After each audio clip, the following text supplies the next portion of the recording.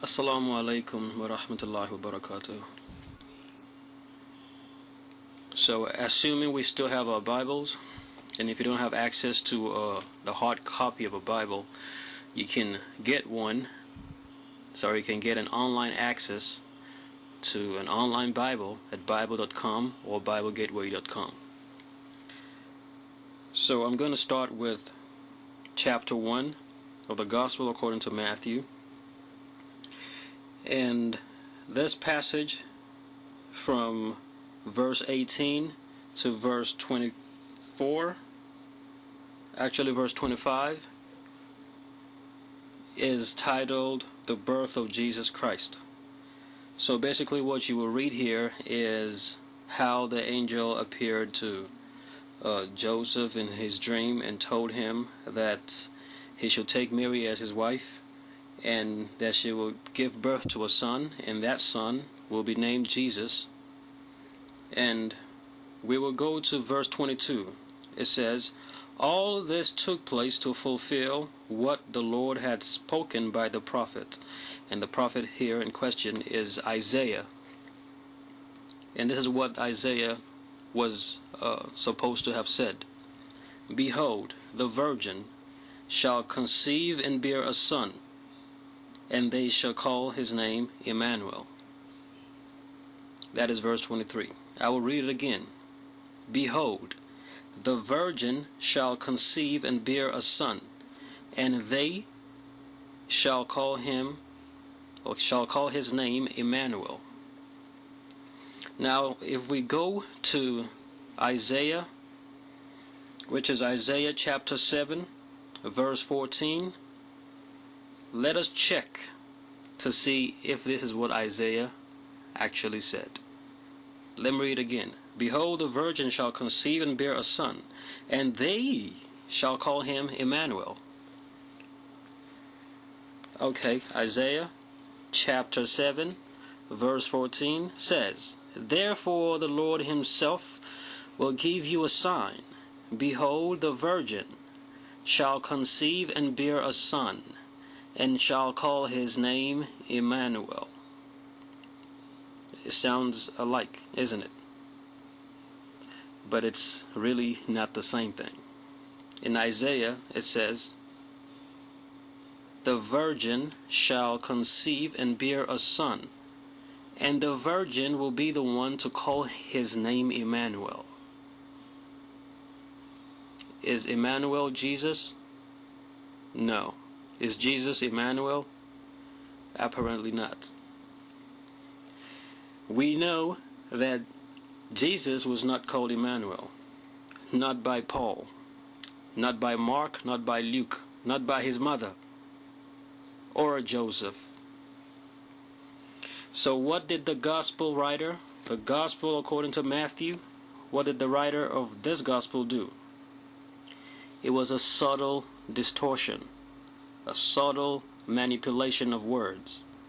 He said, "Behold, the virgin shall conceive and bear a son." And they, who is they? Is that what Isaiah said? No. Isaiah said that the mother will conceive and bear a son and will call her son Emmanuel, not they. So the writer here, knowing that Jesus is not, or was not referred to as Emmanuel, not by anybody. If you actually do a search on Bible Gateway or do it on bible.com, search the word Emmanuel, I-M-A or I-M-M-A-N-U-E-L, you will find that it occurs in only two places, 2 or 3 places. And actually 2 places in Matthew and in Isaiah. So nowhere else is Jesus called Emmanuel. But he said, "They shall call him Emmanuel," which means God with us.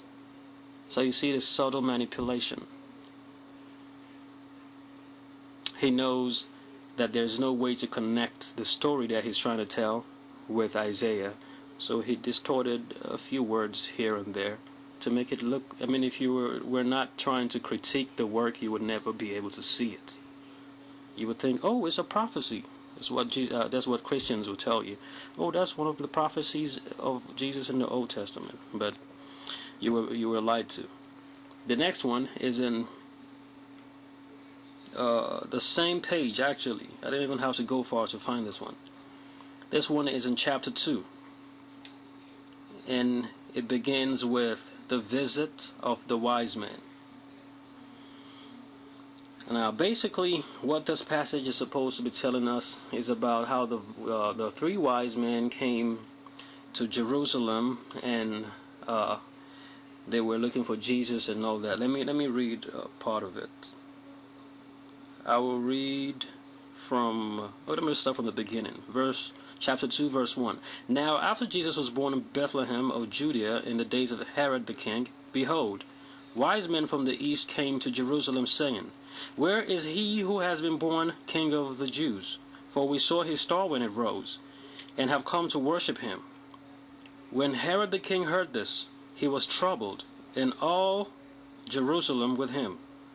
And assembling all the chief priests and scribes of the people, he inquired of them where the Christ was to be born. They told him, In Bethlehem of Judea, for so it is written by the prophet. And the prophet here is Micah. Now, what is written by Micah as a ruler who is supposed to be a military ruler does not conform with what we know of Jesus is a different story altogether. But let us look at this. 3 foreigners came from a foreign land, from the east, wherever, into the land of a dictator, and they said, where is it? Verse 2. Where is he who is born, or who has been born, the King of the Jews?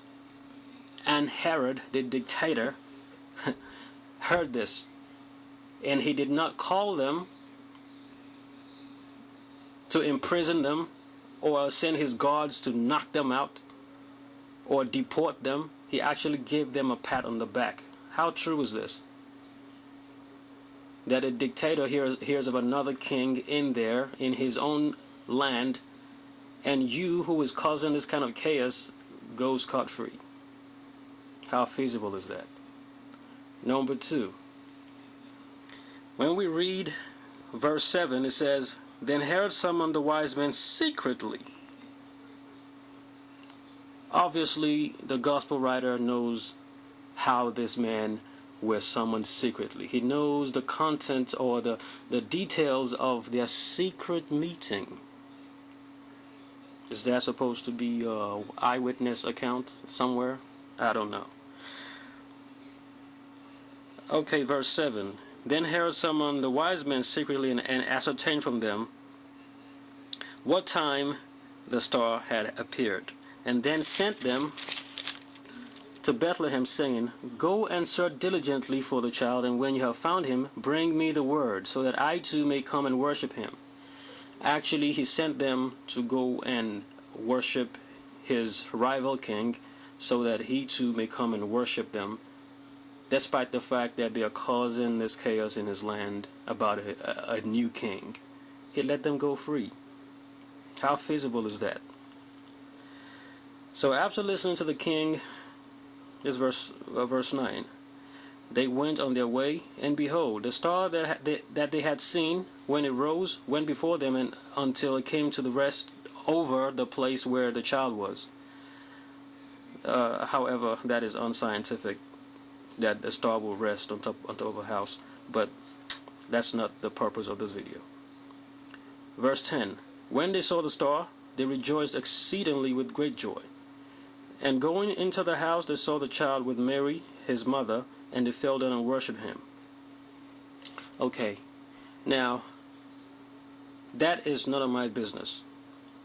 Verse 12 is another problem here. And being warned in a dream not to return to Herod, they departed to their own country by another way. Now, did all 3 men have the same dream? And how did this dubious writer have access to the details of that dream, or those dreams? Anyway, this is the end of part 4. Watch out for part 5. Assalamu alaikum wa rahmatullahi wa barakatuh.